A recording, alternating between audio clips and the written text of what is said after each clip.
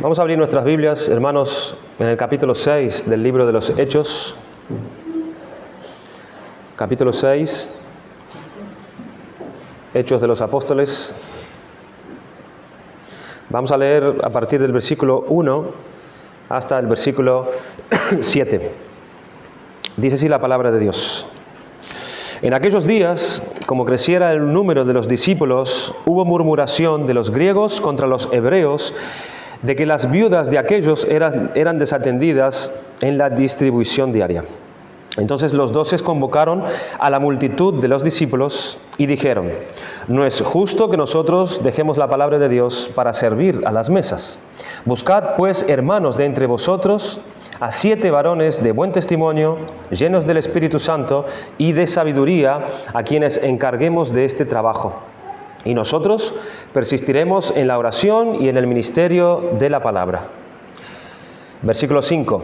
Agradó la propuesta a toda la multitud, y eligieron a Esteban, varón lleno de fe y del Espíritu Santo, a Felipe, a Prócoro, a Nicanor, a Timón, a Palmenas y a Nicolás, prosélito de Antioquía, a los cuales presentaron ante los apóstoles, quienes orando les impusieron las manos. Y crecía la palabra del Señor, y el número de los discípulos se multiplicaba grandemente en Jerusalén. También muchos de los sacerdotes obedecían a la fe.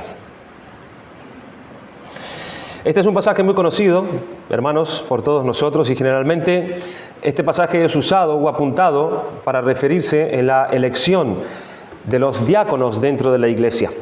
Pero también tiene como objetivo, un pasaje como este, mostrar el crecimiento continuo de la iglesia a pesar de las persecuciones, como hemos visto en los capítulos anteriores. También tiene como propósito mostrar las medidas que los apóstoles fueron obligados a tomar, ¿sí?, ante los problemas que fueron surgiendo dentro de la iglesia, dentro de la comunidad. Pero también es un pasaje que nos muestra y nos da a ver, ¿verdad?, el origen del oficio del diaconado, como hemos mencionado, y preparar a los lectores para 2 eventos que vendrían a continuación después de este capítulo, que uno de ellos sería la muerte de Esteban, que es uno de los 7 que fueron escogidos aquí por la congregación, y después en el capítulo 8 la misión de Felipe entre los samaritanos, que también es otro de los 7 que fueron elegidos aquí por la congregación. Entonces este pasaje, hermanos, es una transición, está en el medio, y es una transición de aquella primera etapa que fue la misión dada por Cristo a los apóstoles, que comenzando desde Jerusalén y por toda Judea, Samaria y hasta lo último de la tierra, predicasen el Evangelio. Y a partir de aquí es que nosotros vamos a ver que ese Evangelio ya comienza a extenderse precisamente en esos lugares que fue encomendado por el Señor Jesucristo, comenzando con el sermón de Esteban, un poco más adelante, que fue en Jerusalén, pero que también fue apuntado a los gentiles. Allí estamos viendo cómo esa transición que hace este pasaje de la encomienda del Señor Jesucristo a la iglesia de predicar el Evangelio comenzó a extenderse, comenzando por Esteban y también por Felipe, allí entre los samaritanos. Entonces este pasaje es importante, hermanos, por todos estos motivos que tenemos delante de nosotros. Entonces vamos a dividir este pasaje en las siguientes partes. La primera parte trata acerca del problema que hubo en ese momento. El problema que sucedió a raíz del crecimiento de la iglesia, en el versículo 1. En segundo lugar, las providencias o las resoluciones que los apóstoles tomaron para poder resolver ese problema. En tercer lugar, la elección de los hombres que había sido indicado para que ellos fueran los que resolvieran el problema. Y en cuarto lugar, el efecto y el resultado de esa providencia. Es decir, que la iglesia continuó entonces creciendo, versículo 7. Entonces vamos a tratar estos pasos, hermanos, que lo vamos a traer como lecciones que pueden ser muy útiles para la iglesia en el día de hoy. Vamos a ver en primer lugar entonces el problema que hubo aquí, en este versículo 1, llamado murmuración. Es decir, comenzó a haber quejas dentro de la comunidad de los creyentes allí en Jerusalén, a causa de que estaban siendo desatendidas la distribución diaria entre algunas viudas. Pero antes de abordar más profundamente este problema, vamos a mencionar algunas cuestiones que nos puedan llevar a entender lo que está sucediendo aquí. Primeramente, había una preocupación grande en Israel con respecto a las viudas. Esto era un mandamiento. La ley de Moisés traía varios reglamentos que protegían a las viudas y guiaba a los israelitas a cuidar de ellas por ser quizás el grupo más pobre y vulnerable en toda la población. Entonces los judíos entendían esto. Ellos conocían esta reglamentación traída por Moisés. Ellos tenían el conocimiento acerca de eso. Por eso los sacerdotes, los levitas, en ese tiempo administraban parte del dinero que era traído al templo para precisamente cuidar a las viudas, para cuidar también a los pobres, los necesitados que había en Jerusalén. Entonces esto era algo conocido, no era algo nuevo dentro de la iglesia, ya era algo conocido entre los judíos. En segundo lugar, otra cosa que es importante recordar es que cuando la iglesia surgió allí en el día de Pentecostés, ella también manifestó entonces esta gran preocupación con las viudas que había en medio de aquellos que se convertían a Jesucristo, dentro de la comunidad de los creyentes. Por eso vimos en los capítulos anteriores esa gran generosidad que hubo entre los hermanos, que ellos vendían sus propiedades, vendían sus terrenos y los ponía a los pies de los apóstoles. ¿Para qué? Para ser administrado y para suplir precisamente las necesidades que había entre la comunidad. En el capítulo 4, versículos 34 y 35 dice: así que no había entre ellos ningún necesitado, porque todos los que poseían heredades o casas las vendían y traían al precio de lo vendido y lo ponían a los pies de los apóstoles y se repartía a cada uno según su necesidad. Se estaba cumpliendo esto dentro de la comunidad de los creyentes. Dice allí que no había entre ellos ningún necesitado. Todos estaban siendo atendidos, todos estaban siendo suplidos y no había necesidad de ningún tipo. En tercer lugar, debemos recordar que la iglesia primitiva, ella era compuesta culturalmente por dos grupos. Estaba compuesta por los judíos que habían nacido en Jerusalén, que hablaban el hebreo, el idioma hebreo, y que hablaba también el arameo. Eran los llamados hebreos que dice aquí el texto, y los judíos que habían nacido fuera de Jerusalén, allí en la dispersión, en alguna provincia del Imperio Romano, y que estaban viviendo en Jerusalén, los cuales eran llamados helenistas, que significa en su idioma original griegos, que es el término general que se usa para los gentiles en aquella época, o a los que nacían entre los gentiles. Entonces había aquí dos grupos culturales dentro de la iglesia en Jerusalén: los judíos nacidos allí y los judíos que habían nacido fuera de Israel, pero que ahora estaban viviendo en Jerusalén y que generalmente hablaban griego, que era la lengua general de aquella época.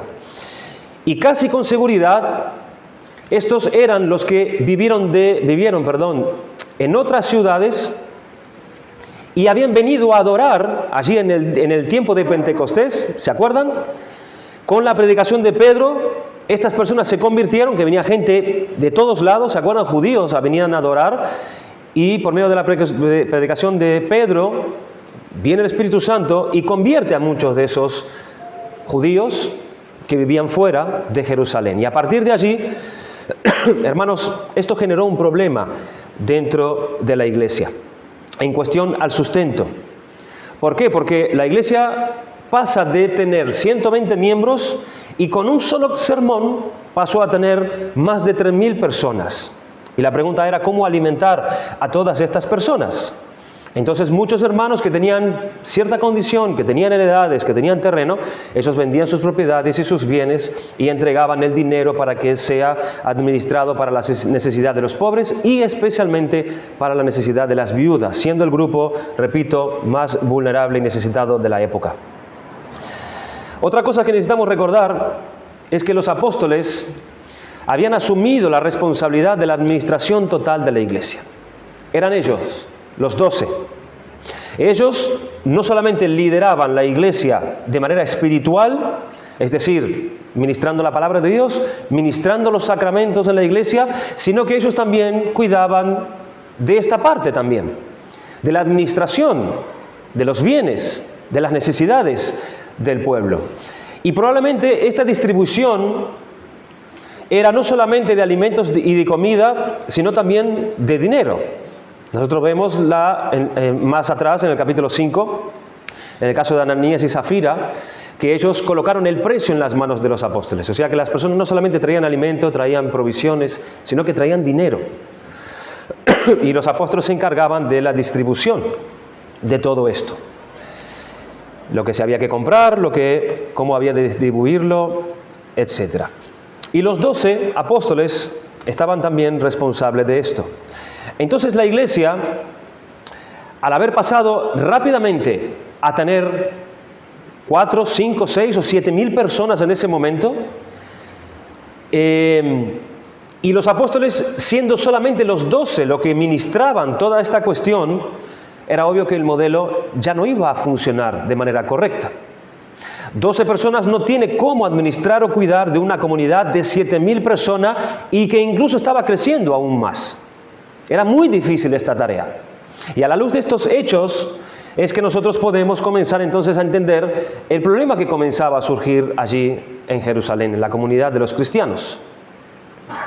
Dice el versículo 1 que en aquellos días, ¿a qué días se refiere? Estos días se refieren a los días anteriores de la persecución de los apóstoles, en los cuales la iglesia continuaba creciendo.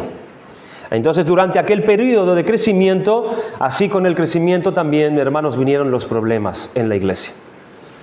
Todos nosotros queremos que la iglesia crezca, ¿verdad?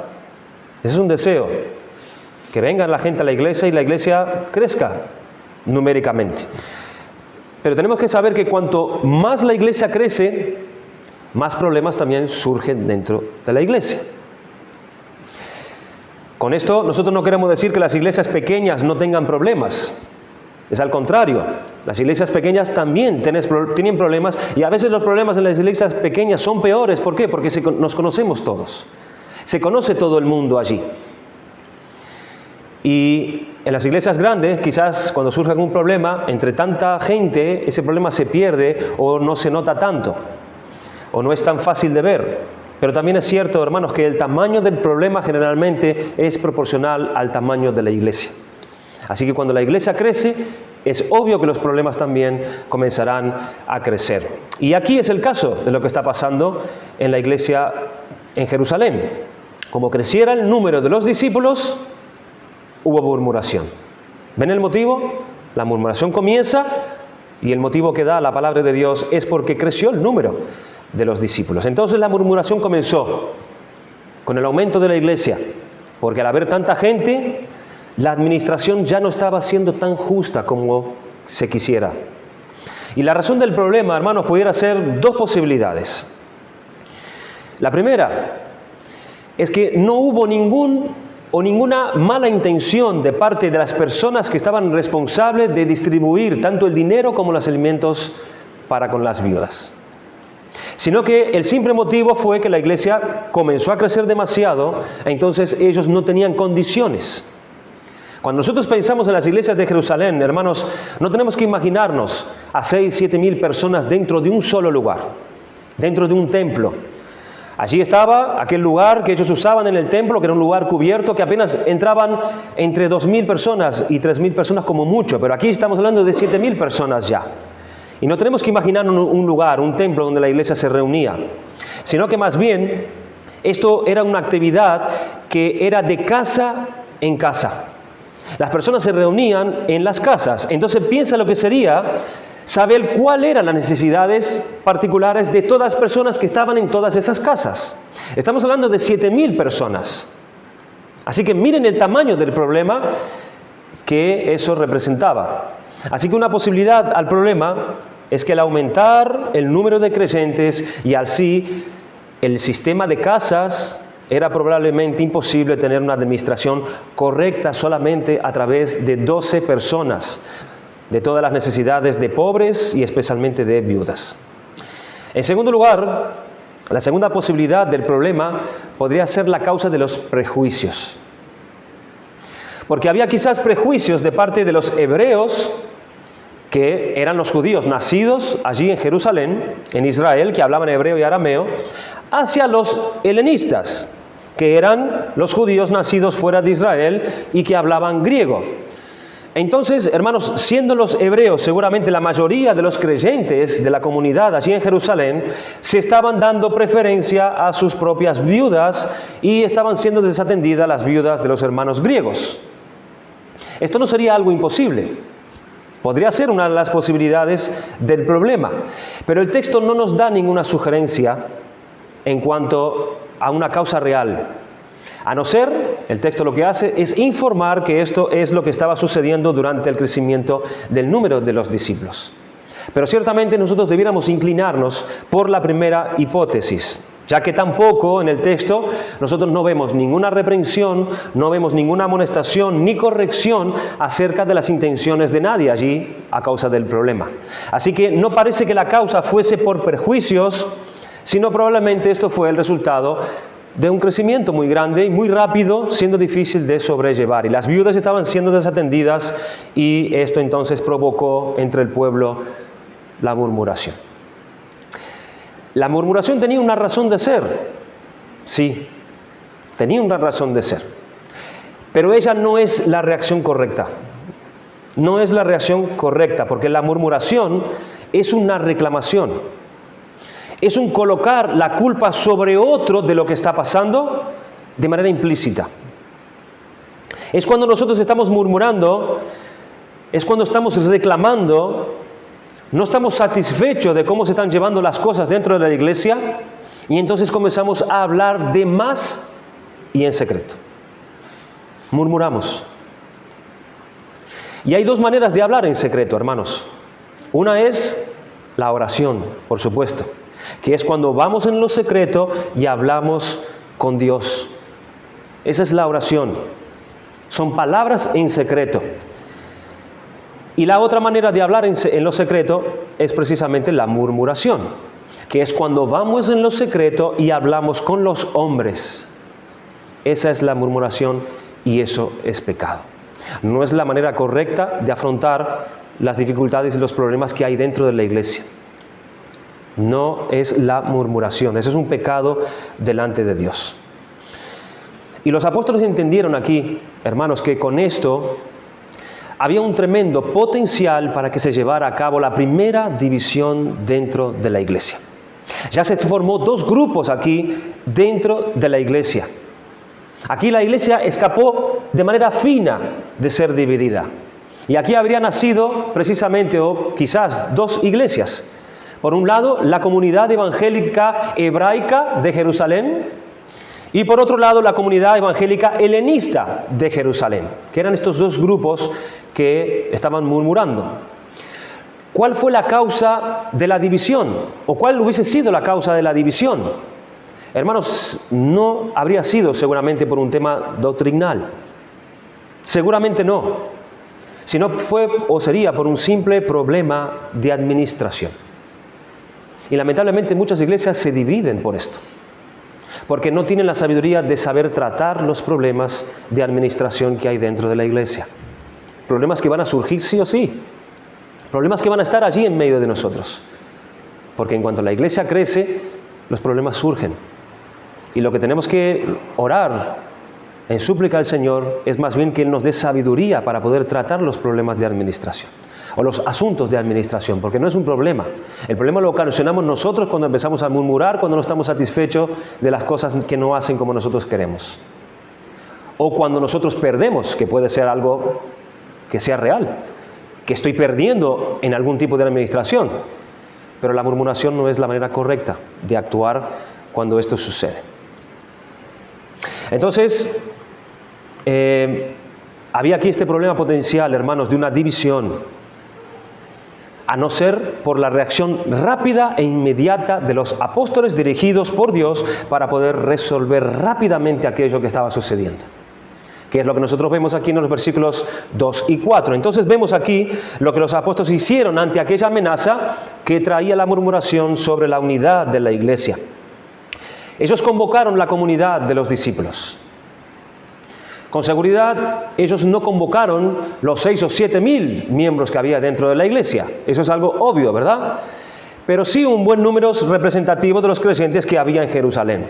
Y eso entonces les trae a ellos una propuesta ante este problema o una orientación cómo aquel problema podría ser resuelto. Y vemos que ellos se negaron a asumir una tarea. Fue lo primero que ellos hacen. Ellos se conducen de una manera tan sabia aquí delante de todos que es sorprendente. Una de las primeras cosas que ellos hacen es negar en continuar asumiendo una tarea o un cargo más que el que ellos tenían de parte del Señor Jesucristo.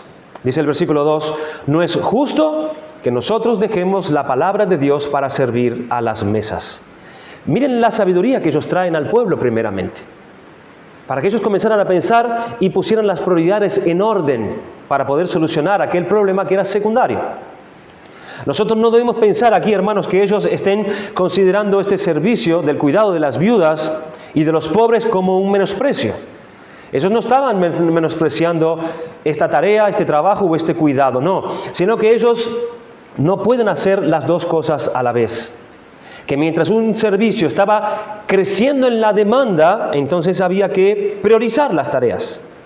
No es justo, no es correcto, no es algo que le agrada a Dios, pudiera estar refiriéndose a ellos, abandonar la predicación de la palabra para cuidar de la administración, ya que ellos habían sido encargados por el mismo Señor Jesucristo de predicar el Evangelio y llevar la palabra de Dios hasta lo último de la tierra. Entonces, con mucha sabiduría, con mucha humildad y sin apego al poder, los apóstoles desearon verdaderamente lo mejor de la iglesia.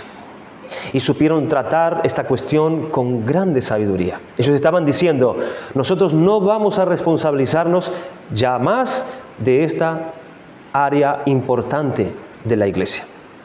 Y hermanos, fíjense qué importante que era esta área para ellos, esta tarea, que no solo basta ver, hermanos, la cualificación que tenían que tener estos hombres para dicha tarea. Ellos no estaban menospreciando este trabajo, al contrario, ellos mismos son los que califican o mandan al pueblo mirar a hombres que tengan unas cualidades especiales para poder llevar a cabo esta tarea. Tenían que tener cualificaciones espirituales y morales para poder entender esa cuestión de las viudas. Así que ellos no estaban menospreciando esta labor, sino que lo que ellos estaban haciendo es priorizar. Priorizar. Su tarea prioritaria era enseñar y predicar el Evangelio de salvación. Pero debido a su posición de líderes, los apóstoles habían asumido también la tarea de atender a los necesitados. Eso era lo que ellos estaban haciendo. Pero los apóstoles tenían claro, hermanos, que este trabajo secundario no debe detener la predicación de la palabra de Dios.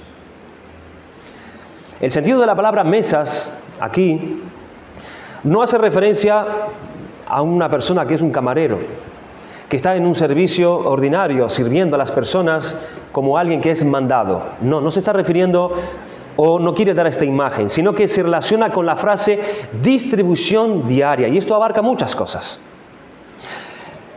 la cual se refiere tanto a compartir los alimentos como a asignar también sumas de dinero para la compra de alimentos o toda administración dentro de la iglesia. Ellos, siendo los líderes, quisieron que toda la comunidad participase entonces en la resolución del problema, mostrando así que el modelo de iglesia que se estableció en la Biblia no es el gobierno de un solo hombre, no es el gobierno de 2 o 3 hombres. Es decir, los apóstoles no resolvieron el problema de arriba hacia abajo, sino que ellos llamaron a la comunidad, ellos querían la participación de la comunidad en la resolución de aquel problema. Entonces vemos que la iglesia se organiza de tal manera ya en el Nuevo Testamento. Ya en la iglesia primitiva ya vemos este modelo a la hora de tratar los problemas en la iglesia. Entonces aquí vemos a los apóstoles orientando a la iglesia sobre la elección de personas para responsabilizarse de aquella tarea. Y es entonces, hermanos, cuando ellos colocan algunas condiciones para estos hombres. En el versículo 3 leemos: buscad pues, hermanos, de entre vosotros a 7 varones de buen testimonio, llenos del Espíritu Santo y de sabiduría, a quienes encarguemos de este trabajo. Destaquemos aquí algunas cosas. Primero, como hemos dicho antes, y vale recalcarlo, ellos querían que fuese la comunidad quien escogiera a estos hombres. No ellos, la comunidad. Y no iba a ser una decisión de los apóstoles, sino de la iglesia. Apuntar hacia aquellos hombres que estarían encargados de llevar esta tarea en medio de ellos, para servirles a ellos, para administrar el bien de ellos. Ellos tenían que ser los responsables. En segundo lugar, no sabemos por qué fueron solo 7. ¿Te has hecho alguna vez esta pregunta? ¿Por qué 7 solamente? Porque si 12 no fueron capaces de administrar a 7.000 personas, ¿cómo lo van a hacer 7? Lo más lógico es que aquí fueran entre 200 y 300 personas que administraran a 7.000 personas. ¿Pero por qué 7? Hermanos, hay una sugerencia de parte de la tradición que dice que quizás habla de 7 porque es el número 7 quien representa el número de la plenitud. Pero no es la manera que nosotros debemos leer el libro de los Hechos, porque es un libro histórico. No debemos leerlo de manera aleatoria. Entonces, pensar en que es Dios el que sustenta la iglesia, que es Dios el que organiza la iglesia, que es Dios el que capacita a aquellos que organizan la iglesia. Para Dios una suma enorme de personas, en este caso, no iba como a quitar en medio de la iglesia la vista del poder y la misma organización de Dios dentro de la iglesia. No sé si me explico. Cuando tenemos el ejemplo de Gedeón, cuando Gedeón tenía que ir a pelear, el Señor comenzó a reducir los números de los soldados. Y 700 no era suficiente, 1000 no era suficiente, 500 no era suficiente, hasta 300 hombres. Porque era el Señor quien peleaba la guerra por Israel. No iba a quedar ninguna duda en el final que fue por el número del ejército, o fue por la cantidad de personas o de soldados. No, sino era el brazo y la fuerza de Dios con ellos. Y Dios estaba guardando a esos hombres de no atribuirse a sí mismo la victoria, sino que estuviese claro delante de ellos que era el Señor quien peleaba y ganaba sus batallas. Y aquí podemos ver un poco más de esto, a la hora de preguntarnos esta cuestión. ¿Por qué 7? El Señor era el que iba a capacitar a estos hombres de manera exclusiva para que ellos llevaran a cabo esta tarea. Y seguramente, hermanos, como vemos en la continuación de los Hechos, iglesias se fueron fundiendo, ancianos se fueron estableciendo y más diáconos se fueron levantando y colocados allí para administrar a la iglesia. Ya no sería el orden de estar todos juntos. Iban a haber iglesias independientes donde el Señor ya iba a administrar de manera independiente cada hombre o cada hombres escogidos para esas tareas. Así que pudiéramos quizás ver que esto pudiera ser una señal de que Dios seguía siendo el que ministraba la iglesia y Dios seguía siendo el que obraba con poder en todos, absolutamente todos los asuntos de la iglesia. Pero la verdad es que no tenemos ninguna idea, hermanos, del por qué el número 7. Pero fue el número determinado por los apóstoles. La iglesia los escoge, pero son los apóstoles que dirigen a la iglesia en los términos y en las condiciones de cómo hacerlo. En tercer lugar, eran hombres y no mujeres. Y fíjense qué curioso, hermanos, porque mujeres serían las personas más indicadas para atender a viudas, que también son mujeres, ¿verdad? Para una tarea como esta. ¿Qué mejor que mujeres? Lo más natural serían mujeres, pero los apóstoles les indican que tendrían que ser hombres. Ven que son los apóstoles quienes dan las pautas y las directrices, no solo de cómo tienen que ser, sino quiénes tienen que ser. Y este es uno de los pasajes para enseñar, hermanos, la restricción que la Biblia hace en el Nuevo Testamento de la participación que las mujeres en la iglesia, a que ellas ocupen un puesto de liderazgo y liderazgo ordenado dentro de la iglesia. Y esta es una enseñanza que va en línea con todo el Nuevo Testamento, que el liderazgo en la iglesia y el ejercicio de la autoridad en la iglesia es reservado para el hombre cristiano cualificado. En cuarto lugar, las cualidades que debían tener estos hombres para la tarea. Dice el versículo 3, buscad pues, hermanos, de entre vosotros a 7 varones de buen testimonio. Es decir, tenían que tener una buena reputación. Tenían que ser personas de suma confianza. Tenían que ser conocidos entre el pueblo como personas de suma confianza. Personas que tenían que tener el respeto de la comunidad. ¿Por qué? Porque ellos tenían que lidiar con dinero, hermanos, con posesiones, con dinero de la comunidad, con dinero que venía de las ventas, de las heredades, de las ofrendas de los creyentes, y ellos debían usar bien ese dinero. Debían ser personas de toda confianza. No podía haber ni una sombra de duda sobre la intención o el carácter de estas personas. Para la tarea de distribuir alimentos y dinero, la persona que lo haga debe tener una reputación que esté por encima de cualquier reproche y una recomendación, no solamente de sus pares, que era la iglesia, sino también de sus superiores que pudieran estar en la evaluación, debido a la función que ellos iban a ocupar. Así que debían ser de una suma confianza. También dice que debían ser llenos del Espíritu Santo. Pero ¿cómo? Había que ser también llenos del Espíritu Santo para poder administrar alimentos. Esto no era un requisito más bien para los que predican la palabra, para aquellos que echan fuera demonios o para aquellos que hacen milagros. No es de eso que se trata la llenura del Espíritu. Hermanos, para el Espíritu Santo no hay separación alguna entre lo religioso y lo secular. No lo hay. Él se da por igual a los apóstoles como también a los 7 varones elegidos para esta tarea. Todo el que va a servir a Dios fielmente, sea donde sea, él necesita someterse a la guía y a la obediencia del Espíritu Santo de Dios y por tanto él necesita de su ayuda. Así que sí, para cualquier tarea necesitamos la ayuda y la guía del Espíritu para hacerlo de manera excelente para Dios. Dice, y de sabiduría también. ¿Por qué de sabiduría? Hermanos, es obvio, porque el que va a cuidar de este tipo de cosas necesita sabiduría para poder saber si la viuda necesita realmente ayuda económica o lo que necesita más bien es un trabajo. Se necesita de sabiduría para poder discernir a las personas. Porque muchas veces la ayuda económica lo que cría es dependencia, hermanos. Y como la persona sabe que ella va a recibir, ¿qué pasa con ella? Ella pierde el ánimo, ella pierde entonces el incentivo, ella pierde ser resolutiva en su vida, ella pierde ese poder de desempeñarse en ciertas cosas. Entonces la persona que se iría a encargar de esto, ella necesitaba sabiduría en esto. ¿Ves que no es cuestión solamente de repartir 3 para ti, 3 para mí, 3 para el otro? Entonces la persona que se iría a encargar de esto necesitaba sabiduría.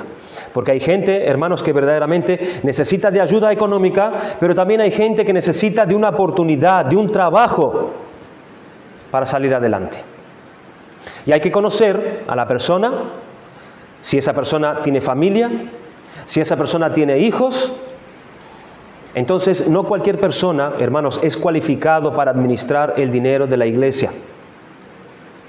Porque si esa persona no tiene sabiduría, lo que puede traer más bien es una carga a la iglesia. Pablo va a tratar el problema de las viudas escribiendo a Timoteo en su primera carta, capítulo 5, versículo 16, diciendo: si algún creyente o alguna creyente tiene viudas, que las mantenga y no sea grabada la iglesia, a fin de que haya lo suficiente para los que en verdad son viudas. ¿Ven la sabiduría a la hora de discernir eso? A la hora de distribuir. Los hijos tendrían que aprender a cuidar de sus viudas para no sobrecargar a la iglesia. Entonces, estos hombres necesitaban, hermanos, de sabiduría a la hora de administrar la ayuda para todos. Y aquí estamos hablando de las viudas, pero no solamente de las viudas en esta tarea, en lo que trata aquí realmente este pasaje, sino cuando se ayuda a pobres también en la iglesia. Tenemos que tener sabiduría también, porque esto puede pasar con hombres que están fuertes, que están llenos de capacidades y cualidades, y resulta que tienen que ser evaluados correctamente antes de proporcionarle una ayuda. No, es que no consigo trabajo y llevo buscando trabajo hace un mes. No, es que los trabajos no me duran. ¿Por qué no te duran?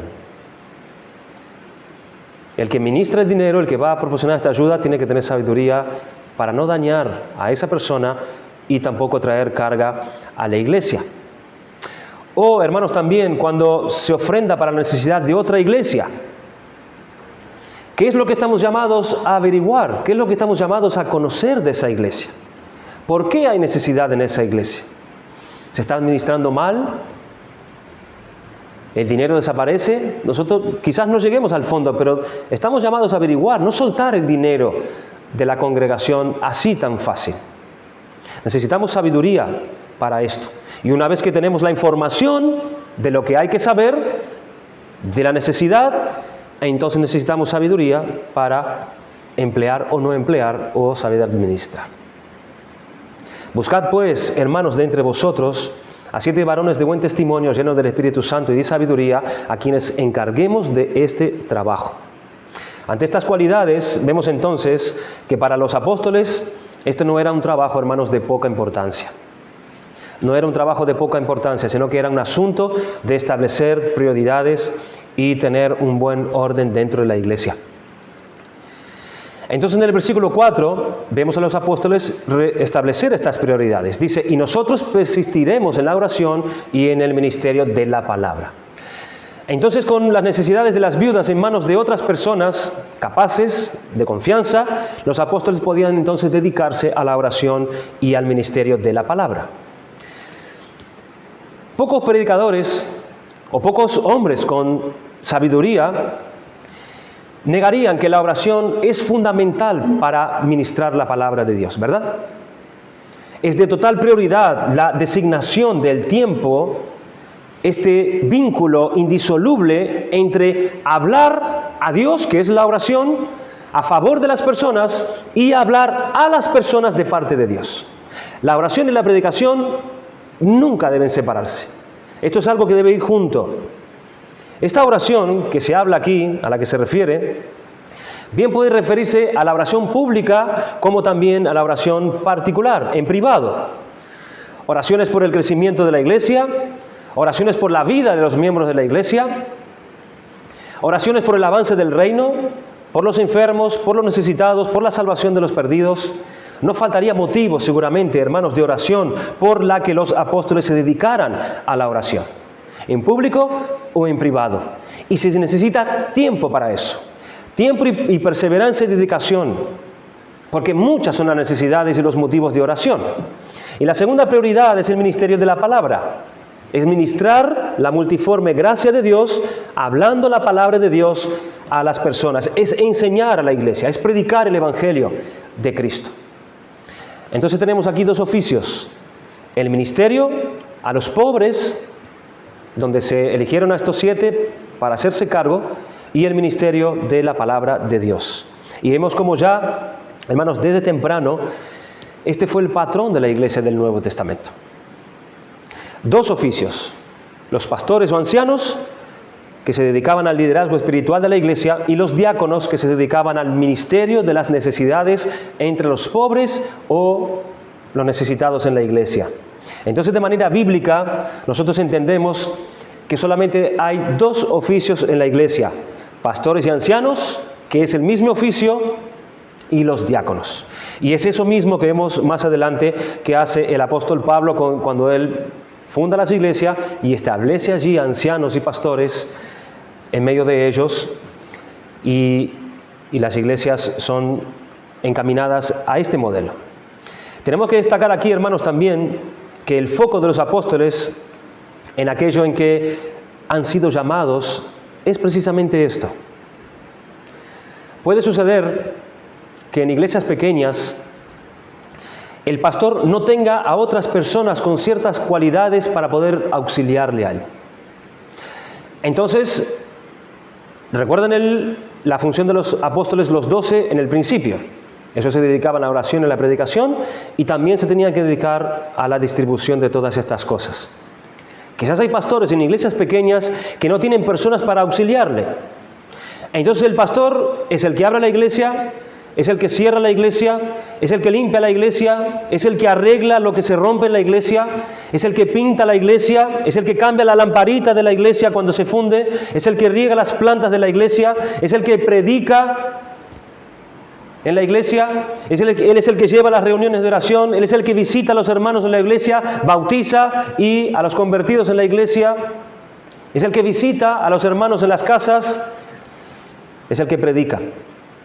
Y al final, lo que Él debería hacer como prioridad, que es dedicarse a la oración y a la predicación de la palabra de Dios como siendo la prioridad de su llamado y su vocación, se pierde entonces, hermanos, en medio de todas estas tareas administrativas que el pastor tiene que hacer. Como muchas veces sucede, que el pastor no recibe un salario dentro de esa iglesia porque quizás verdaderamente la iglesia no puede sustentar al pastor, para que él tenga un salario digno, para que él pueda verdaderamente dedicarse a lo que tiene que dedicarse. Las ofrendas quizás no alcanza para eso, puede ser realmente un motivo real. Pero también puede ser, hermanos, que verdaderamente las iglesias no saben administrar bien el llamado que ellos tienen de ofrendar para la iglesia. Y pierden de vista el llamado de este hombre y la prioridad que él tiene dentro de la iglesia. Entonces el pastor no recibe un salario digno para que él pueda hacer lo que él debe y a lo que ha sido llamado a hacer. Y el pastor entonces está obligado a tener otro trabajo porque él no está en la condición de sustentar a su familia. Entonces él no tiene tiempo para orar como debiera y no tiene tiempo tampoco de preparar la palabra de Dios como debiera. ¿Y cuál es el tiempo que él tiene para preparar el sermón entonces del domingo? El sábado. El sábado, el único día que le queda para preparar y orar y preparar la predicación es el sábado. Entonces, ¿qué pasa? Él va a sacrificar su tiempo con su familia y la familia es la que va a sufrir por causa de esto. ¿Y qué va a suceder el domingo? Lo que va a suceder el domingo es que la iglesia recibe esa comida espiritual como insípida, como sin condimentos, como una comida espiritual superficial, sin profundidad, y no es porque el pastor no quiera. No es porque el pastor no ore por ello, sino porque él no tiene el tiempo ni las condiciones. Y pasa en muchas iglesias que los pastores ni siquiera tienen dinero para poder comprarse libros, para poder prepararse adecuadamente en el conocimiento y en el trato de la iglesia a través de la palabra de Dios. Esta es una realidad, hermanos, en muchas iglesias locales. Pero nosotros vemos a los apóstoles aquí tomando la decisión correcta.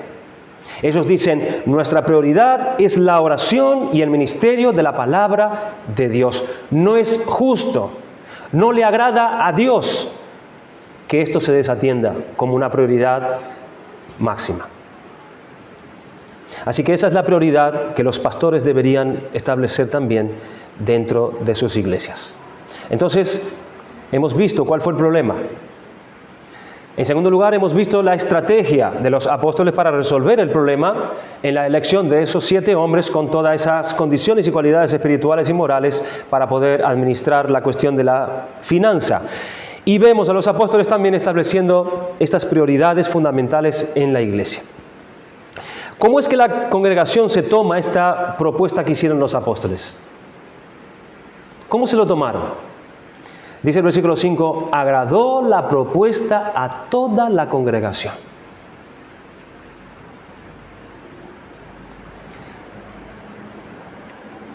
Esta fue, como hemos dicho en un principio, fue una palabra sabia de parte de los apóstoles. Fue una instrucción dicha de manera correcta en la iglesia. Y con seguridad el Señor era quien estaba guiando a ellos para traer esta sabiduría al pueblo. Entonces ellos eligieron a los 7. No se sabe de qué manera ellos los eligieron, pero fue la comunidad quien escogió a estos 7 varones. La primera observación aquí es que los 7 hombres, hermanos, son griegos. Fíjense qué interesante. Estos 7 hombres que eligieron eran griegos. Significando esto que los 7 que escogieron eran helenistas, eran de parte de aquel grupo que murmuraban contra los hebreos.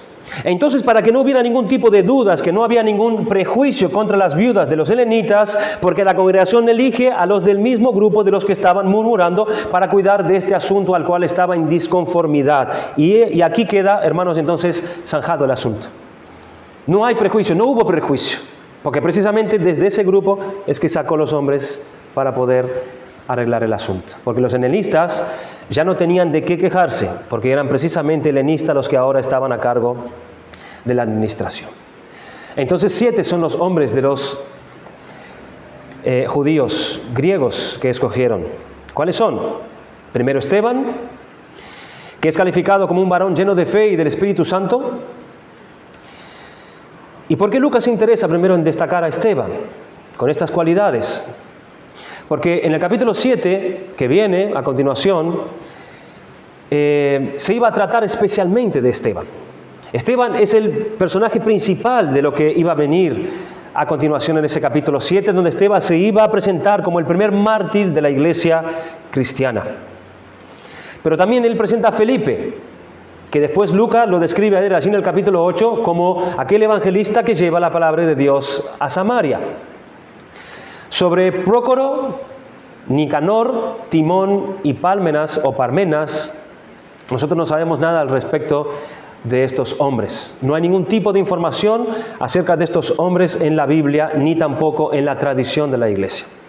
Y por último, escogieron a Nicolás, que es prosélito de Antioquía. ¿Qué significa esto? Un prosélito era un griego gentil que se circuncidaba para ser parte del pueblo de Israel. Es llamado así, un prosélito. Es uno que se transforma en un judío a través de la circuncisión. Pero es considerado como un helenista por su nombre griego, ¿verdad? Algunos creen, según la tradición de la iglesia, que más tarde este Nicolás se iba a desviar, formando así la secta de los Nicolaitas, descrita allí en Apocalipsis, en el libro de Apocalipsis. Pero como no hay seguridad, hermanos, acerca de esto, y esperemos que no, porque este hombre formaba y tenía estas cualidades precisas para poder ocupar este cargo, era uno de los 7 nombrados como diáconos de la iglesia. Entonces fueron estos hombres los que escogieron la congregación, reuniendo ellos estas características personales demandada y direccionada por los apóstoles. Y después que la elección fue hecha, dice el versículo 6, a los cuales presentaron ante los apóstoles, quienes orando les impusieron las manos. El grupo es presentado ante los apóstoles, ellos lo escogen, los traen ante los apóstoles, es presentado allí, y los apóstoles dan el visto bueno acerca de la elección que ellos hicieron de estos hombres. Ellos entonces oran por ellos y recomiendan que todo aquel proceso era de Dios, porque eso también estaba avalando la imposición de las manos, y también pidiendo a Dios que condujese la vida de aquellos hombres, reconociendo que Dios es el originador de los oficios, que Dios es el que da dones a los hombres, y de todo trabajo que se hace en la iglesia se necesita del Espíritu de Dios. Todo esto estaba siendo allí impuesto a través de las manos de los apóstoles. Así que después de orar, los apóstoles los ordenaron a los 7 mediante la imposición de manos. La imposición de manos ya era una costumbre, hermanos, en el Antiguo Testamento. Cuando los sacerdotes iban a ser consagrados, cuando algún rey iba a ser escogido o algún juez iba a ser consagrado también por algún profeta, había imposición de manos, que da la idea de una transferencia de autoridad y poder a esos hombres dentro de la congregación. Y era exactamente lo que los apóstoles estaban haciendo aquí. Ellos estaban transfiriendo autoridad a estos hombres para que ellos ministraran el servicio dentro de la iglesia. Y solamente existen 2 tipos de imposición de manos en el Nuevo Testamento. 2 tipos. La imposición de manos para diáconos, como lo es lo que sucede aquí, y la imposición de manos para pastores o ancianos, que es lo que vemos allí en el capítulo 14 de Hechos, donde Pablo impone las manos sobre otros hombres, y vemos también esta misma situación con Timoteo. ¿Por qué decimos esto? Porque los apóstoles nunca impusieron las manos a alguien para ser apóstol. Nunca. Impusieron las manos en alguien para ser pastor. E impusieron las manos a alguien para que sean diáconos. ¿Por qué decimos esto? Porque los apóstoles, en nuestros días, la Iglesia Católica lo tiene al Papa como si fuera un apóstol, como si fuese un sucesor de los apóstoles. Allí estuvo Pedro en su tiempo, impuso la mano sobre alguien, ese alguien sobre alguien, ese otro alguien sobre alguien, hasta en los días de hoy, donde el Papa es reconocido como un apóstol de parte del mismo Pedro, hermanos. Pero la cuestión de la sucesión apostólica en la Biblia no existe. No lo vemos en ningún lado. Más adelante, en el capítulo 12, tenemos la muerte del apóstol Jacobo, hermanos de Juan, y no vemos a los apóstoles imponiendo las manos sobre alguien para sustituir a Jacobo. Porque no hay sustitución apostólica en la Biblia, no lo vemos. El número eran los 12. Después llamaron a Pablo, y una vez que ellos murieron, ellos no fueron ya sustituidos por ningún otro apóstol. Así que el Papa Francisco no es un apóstol. Ya no existe tal cosa como apóstoles en los días de hoy. Es una tradición católica y no hay ningún lugar en la Biblia para eso. Así que los apóstoles impusieron las manos, sí, pero sobre diáconos y sobre pastores solamente. No vemos más imposición de manos para nada más en el Nuevo Testamento, a no ser en alguna ocasión de sanación que se ve allí, pero refiriéndose a oficios no encontramos nada de esto ya en la Biblia. La comunidad fue la que escogió, pero fueron los apóstoles quienes los ordenaron. Entonces, finalizando la historia, hermanos, con los efectos positivos de esa medida, ¿qué fue lo que pasó? Dice el versículo 7, y crecía la palabra del Señor y el número de los discípulos se multiplicaba grandemente en Jerusalén, también muchos de los sacerdotes obedecían a la fe. Tres cosas nos dice Lucas aquí acerca de estos efectos. Dice que la palabra de Dios crecía. ¿Qué significa esto, que la palabra de Dios crecía? Bueno, esto no significa, por supuesto, que las escrituras del Nuevo Testamento crecieran con la adicción de nuevos libros. No significa eso cuando se refiere a que la palabra de Dios crecía. Sino que lo podemos entender, en primer lugar, que el Evangelio mismo llegaba a ser parte de la vida espiritual del pueblo. En esa manera crecía. Era el avance del reino en los corazones de los que hacían parte de la comunidad de los creyentes. La palabra de Dios crecía en ellos. En otras palabras, el efecto de la palabra proclamada era crecientemente obvio en las vidas de los habitantes de la congregación de Jerusalén.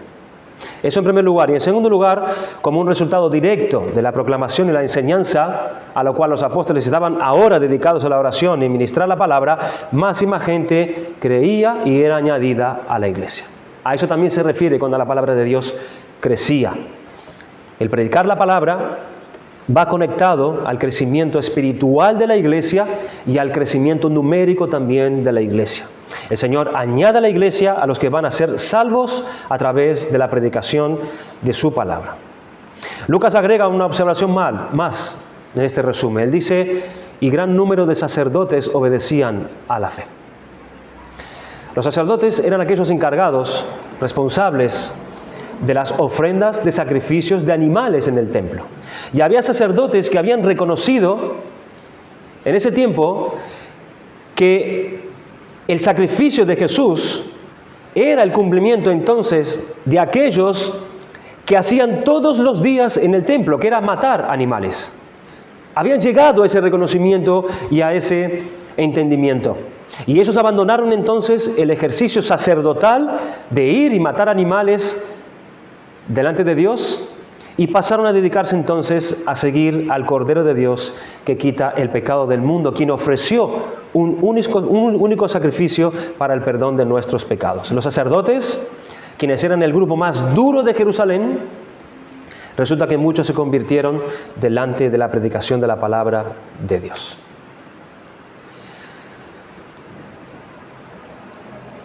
Como yo sé que es mucha información lo que hemos estado considerando y sé que es algo que debiéramos estar meditando porque son cosas que conciernen a la iglesia, en el orden de la iglesia, como también en el caminar de la iglesia, voy a terminar resumiendo simplemente los puntos como prácticos en los que hablamos aquí. En primer lugar, el hecho de que la iglesia primitiva era una iglesia llena del Espíritu Santo, con la presencia de los apóstoles, con señales y prodigios, todo eso no evitó que hubiese en medio de ella pecado.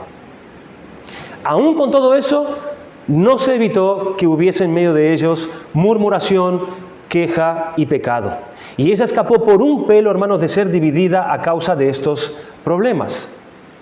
Así que la iglesia perfecta no existe. La iglesia perfecta no existe, sino que somos parte de una iglesia militante, somos parte de una iglesia que sufre, que confiesa sus pecados, que necesita de sabiduría para poder tratar los problemas administrativos y sus pecados dentro de ella, y que está marcada por el pecado hasta la venida del Señor Jesucristo. Debemos asumir esto, hermanos, y debemos saber que cosas van a suceder, problemas vamos a tener, el pecado se va a levantar. Y tenemos que orar por sabiduría, para que el Señor nos dé sabiduría, porque no existe la iglesia perfecta. Vamos a estar expuestos a nuestros pecados todo el tiempo. Y lo que tenemos que aprender es saber llevar eso, es saber resolver eso, es saber aplacar eso, es tener sabiduría y corazones humildes, hermanos. Porque por más que seamos una iglesia pequeña, nos podemos dividir. Nos podemos dividir con facilidad. Gran parte de los problemas, en segundo lugar, de la iglesia se podrían resolver si los líderes usasen de bastante sabiduría y estuviesen dispuestos a tomar medidas rápidas, certeras, en amor, confianza y transparencia. Los apóstoles no se apegaron al poder. No se apegaron al poder diciendo, somos nosotros los que controlamos el dinero, somos nosotros los que vamos a administrar los bienes y somos nosotros los que vamos a tomar las decisiones sin contar con nadie más. No vemos eso, sino que ellos entendieron que otras personas deberían hacer eso. Y un liderazgo humilde, temeroso, sabio, entiende que Dios puede usar a otras personas para hacer un trabajo bien hecho también. No se trata de centrarse en los líderes, ni en la búsqueda de poder, ni no tener que rendir cuentas a nadie. Todo eso, hermanos, degenera o genera desconfianza y ahí vienen entonces los problemas con facilidad dentro de la iglesia. Líderes sabios, líderes llenos de amor, de sabiduría, de humildad, que sepan actuar rápido antes que sea demasiado tarde. En tercer lugar, los propios apóstoles ordenaron la iglesia creando este tipo de estructura dentro de la iglesia. ¿Por qué digo esto? Porque hay muchas personas, hermanos, que no pertenecen a ninguna iglesia local, personas que andan vagando por ahí de iglesia a iglesia y critican a iglesias organizadas. Critican a iglesias organizadas. Ellos dicen que eso es cosa de hombres. Tantas ordenanzas, que de confesión de fe, que estatutos, que normas, que tantas estructuras, todo eso es cosa de hombres. Dicen estas personas que viven sin someterse a la autoridad de una iglesia. Pero aquí vemos, hermanos, ya desde los inicios de los propios apóstoles, estructurando ellos la iglesia y ordenando a hombres para cargos específicos para el orden de la iglesia. En el Nuevo Testamento ya percibimos la estructura de la iglesia y a medida que los años y los siglos fueron pasando para vivir ordenada y atender las necesidades y los problemas que surgen dentro de la iglesia. Por eso necesitamos orden, necesitamos dirección, necesitamos documentos, necesitamos la palabra de Dios. Así que es muy fácil criticar a la iglesia organizada desde afuera, de parte de personas que tienen un mínimo de conocimiento histórico de la iglesia o de conocimiento bíblico inclusive o de conocimiento en términos prácticos dentro de una iglesia pequeña o grande, porque son personas que nunca han estado dentro de una iglesia o han convivido con problemas dentro de la iglesia. Entonces es fácil opinar y es fácil criticar. El orden siempre debe estar en la iglesia. Y si todos nos sometemos al orden establecido dentro de la iglesia, viviremos en paz y viviremos tranquilos, adorando al Señor. Y en último lugar, este texto nos enseña y nos avisa acerca de personas cualificadas aún para aquello que a simple vista parece ser un trabajo sin importancia. Dios nos manda que el trabajo dentro de la iglesia sea eficaz y excelente.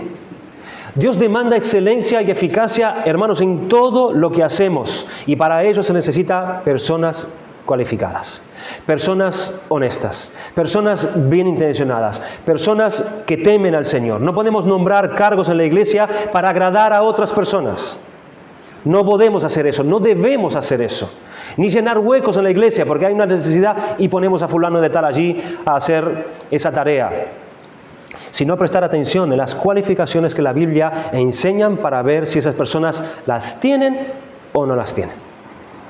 Porque colocar a las personas en los cargos, hermanos, es fácil, pero lo difícil es luego tratar de sacar a esas personas de allí. Y allí es donde vienen los problemas reales y difíciles dentro de la iglesia. Hermanos, que Dios nos ayude. Que Dios tenga de nosotros misericordia y nos ayude y nos dé de sabiduría y nos dé del entendimiento que encontramos en su palabra para que nuestra centralidad esté y sea solamente en la palabra de Dios. Para que nosotros podamos ser guiados y entender y someternos que la Biblia es la única regla de fe y de conducta que nosotros debemos tener dentro de la iglesia hasta que Cristo vuelva. Hasta que Cristo vuelva. Vamos a dar gracias al Señor por su palabra.